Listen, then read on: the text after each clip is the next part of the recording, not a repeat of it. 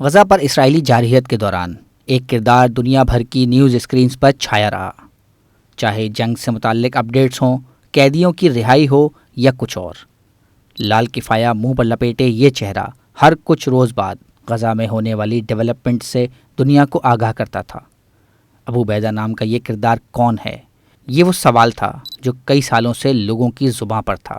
کیا یہ ایک شخص ہے یا پھر نقاب کے پیچھے چھپے کئی چہروں والی کوئی شخصیت؟ مگر اب 20 سال بعد بالآخر حماس نے ابو عبیدہ کی تصویر جاری کر دی ہے اور اعلان کیا ہے کہ وہ جان کی بازی ہار گئے ہیں۔ حماس کی جانب سے یہ نہیں بتایا گیا ہے کہ ابو عبیدہ کب، کہاں اور کن حالات میں شہید کیے گئے ہیں، مگر رواں سال اگست میں اسرائیل نے دعویٰ کیا تھا کہ اس نے حماس کے ترجمان ابو عبیدہ کو نشانہ بنایا ہے۔ تنظیم کے نئے ترجمان نے ایک بیان میں ابو عبیدہ کی تصویر اور ان کی اصل شناخت ظاہر کی ہے اور بتایا کہ وہ 11 فروری 1985 کو غزہ میں پیدا ہوئے اور شمالی غزہ کے جبلیہ کیمپ میں رہے۔ ان کا اصل نام حذیفہ سمیر الکحلوت تھا۔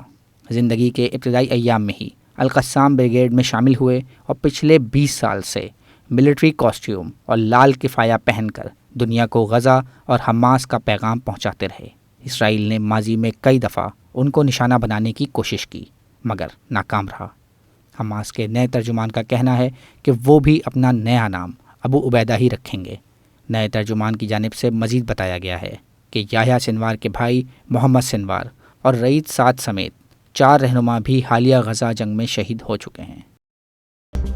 مزید نیوز اپ ڈیٹس اور ڈیجیٹل سٹوریز کے لیے سبسکرائب کریں ڈان نیوز پاکستان۔